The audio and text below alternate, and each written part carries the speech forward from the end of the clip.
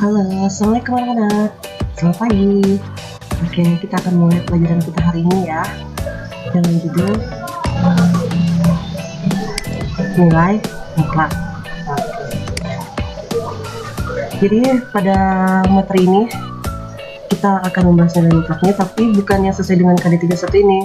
Maksudnya kan kalau KD 31 kan menyusun persamaan dan ketidaksamaan linear. Jadi sebelum kita membahas persamaan dan ketidaksamaannya, kita harus tahu dulu apa itu nilai mutlak. Ini kita susun ya. Nah, ini kita bagi lagi KD satu-satunya menjadi ini. Yang pertama, apa itu nilai mutlak, kemudian apa itu sifat-sifatnya, kemudian bagaimanakah cara menggambarkan fungsi nilai mutlaknya. Nah, seperti itu ya. Kita lihat dulu yang pertama ini. Jadi kita beranjak dari masalah kontekstual juga untuk menentukan definisi nilai mutlaknya. Nah, ini. Jadi ini kan ada anak-anak berbaris. Nah, jadi kita fokus pada si Arsy aja yang cewek ini ya. Nah, jadi si Arsy itu sedang melatih kemampuannya dalam baris berbaris di lapangan. Dari posisi diam, Arsy melangkah ke depan 2 langkah, kemudian 3 langkah ke belakang, dilanjutkan 2 langkah ke depan, kemudian 1 langkah ke belakang, dan akhirnya 1 langkah ke belakang lagi. Oke, jadi inti permasalahannya adalah apakah kamu membuat sketsa langkah dari Arsy tersebut, kemudian berapa langkah posisi akhir si Arsy ini dari posisi semula. Jadi kalian harus pas membuat sketsa itu tetapkan posisi semulanya di mana gitu ya. Nah, berapa jarak dia atau langkah dia dari posisi semula. Kemudian yang ketiga, terakhir, tentukanlah berapa langkah yang dijalani Arsy tersebut. Nah, ini dari inti dari nilai mutlaknya itu ya. Oke, coba ibu mau kalian buat dulu sketsanya. Ibu tunggu sebentar sebelum kita lanjutkan. Oke, yang udah japri ibu aja ya. Oke, sip deh. Gimana? Baiklah. Bagi yang bingung, oke, kita lanjutkan ya. Nah, ini dia. Jadi kita buat sketsanya seperti ini. Jadi kita buatkan garis bilangannya, ya nak ya. Ini kan garis-garis bilangan real untuk nilai-nilainya ya, nilai X biasanya kita akan di sini karena sumbunya mendatar, berarti kan untuk sumbu X gitu. Jadi X-nya elemen bilangan real. Nah, ini kita buat posisi awalnya, kita misalkan di 0 ini. Ini adalah posisi awal. Kemudian tadi pertanyaannya kan si Arsy maju 2 langkah ke depan. Nah, ini ke depan 2 langkah nih, yang tanda merah ini 2 langkah ke depan. Kita hitung 1, 2. Kemudian 3 langkah ke belakang, kita hitung dari posisi terakhir di sini ya. 3 langkah, 1, 2, 3. Nah, ini dia. Kemudian 2 langkah lagi ke depan. Nah, 2 langkah ke depan berarti kita hitung dia dari posisi terakhir di sini, hitung 2 langkah, 1, 2. Terus katanya 2 langkah lagi ke belakang, 1 langkah ke belakang. Ini dia. Dari posisi di sini, di ujung panah ini, kita hitung 1. Kemudian lagi 1 lagi ke belakang, 1 lagi ke belakang. Nah, ini dia. Ini jadi posisi akhir si anak tadi itu kan. Nah, posisi akhir si anak. Nah, gimana jadinya tuh? Ini posisi awal, ini posisi akhir. Berarti berapa langkah dari posisi awal? Tentu saja jawabnya adalah 1 langkah dari posisi awal. Berarti udah langkah, akhirnya cuma 1 langkah aja dari posisi awal itu kan. Oke, itu dia pertanyaan. Dan langsung terjawab untuk yang nomor 2. Nah, nomor 3, banyak langkah yang dijalani oleh Arsy adalah 9 langkah. Nah, itu gimana tuh? Jadi banyak langkah itu kita hitung semuanya. Semua langkah yang dijalani Arsy itu kita hitung semuanya. Jadi nggak ada dia masalah ke belakang berarti tandanya negatif seperti ini kan, negatif 1. Jadi itu tanda negatif itu kalau pada nilai mutlak, jadi itu termasuk ke dalam nilai mutlak, dia tidak pengaruh. Kenapa tidak pengaruh?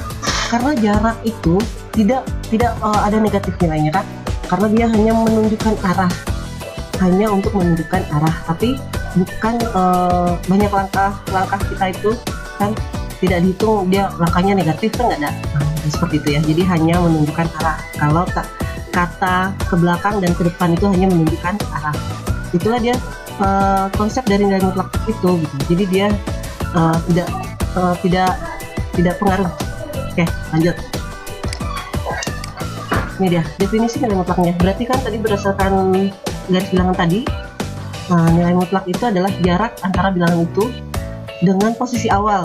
Nah, kalau di sini posisi awal pada garis bilangan adalah bilangan 0. Nah, itu dia. Jadi jarak dari posisi awal dari 0 ke bilangan yang dituju. Misalnya ini nilai mutlak dari 3, berarti 3 arahnya ke kanan,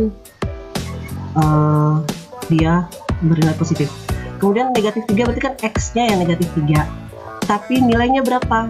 Nilainya 3. Kenapa? Karena dia cuma tadi apa? Tidak ngaruh karena negatifnya. Hanya kita hitung 3, 1, 2, 3. Ya, jaraknya. Ingat, jarak tidak ada yang bernilai negatif. Nah, itu dia. Ini definisinya, jarak antara bilangan itu dengan 0, dari 0. Jadi kita hitungnya dari 0, posisi awal. Oke. Seperti itu. Jadi selanjutnya kalau negatif 2 juga kayak gitu, nilainya akan selalu bernilai positif. Jadi nilai mutlak selalu bernilai positif. Bagaimana kalau 0? 0 berarti kan dia tidak kemana-mana gitu ya, masih di situ, jadi tetap 0. Jadi berdasarkan definisi ini bisa kita buat bahwa untuk X elemen bilangan real itu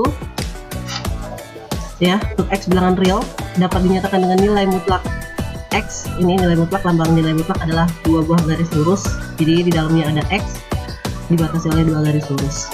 Didefinisikan sebagai nilai mutlak X sama dengan X jika X-nya lebih dari atau sama dengan 0. Kemudian X itu ada yang negatif tadi kan, di dalam nilai mutlaknya itu kan ada yang negatif jika X-nya kurang dari 0, karena kan kurang dari 0 pasti negatif. Ya, selanjutnya ini pemahaman tadi bahwa tanda negatif 5 ini, negatif 5 kalau pada nilai mutlak itu tidak berlaku negatif karena yang dihitung adalah jaraknya antara negatif 5 ke 0 itu berapa jaraknya, itu maksudnya ya, jaraknya ada 5. Begitu juga kalau misalnya negatif 9, negatif 10, 100 dan sebagainya ya. Oke, ini dia. Ini ada contoh soal nih. Seekor semut berjalan ke kiri dalam arah semut X sepanjang 5 cm, kemudian berbalik arah 15 cm. Setelah itu jalan lagi sepanjang 10, terakhir berbalik sepanjang 17. Tentukan jarak total yang ditempuh semut. Nah, ini kalau jarak total aja berarti gampang aja ya, Nak ya. Kita tinggal jumlahkan aja semua. Walaupun tadi ada dibilang berbalik arah, ya kan? Nah, yang berbalik arah itu kan tandanya negatif sebenarnya ya, tapi karena kita jarak itu tadi selalu bernilai positif, maka kita jumlahkan semuanya ya. Berarti 5 tambah 10 tambah 15 tambah 17 ya. Oh, kalian buat lagi yang bagus, yang benarnya ya. Ini ibu bikin soal ini pembahasannya buat yang ini. Oke. Soal 2, berapakah nilai mutlak dari persamaan 10 kurang 3? 10 kurang 3 itu 7, berarti nilai mutlaknya 7. Nah, sekarang coba kalian bikin soal latihan ini. Oke. Kalian screenshot aja dan nanti kirim ke ibu.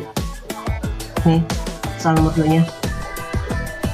Oke, sekian untuk hari ini. Sampai ketemu lagi minggu depan. Assalamualaikum.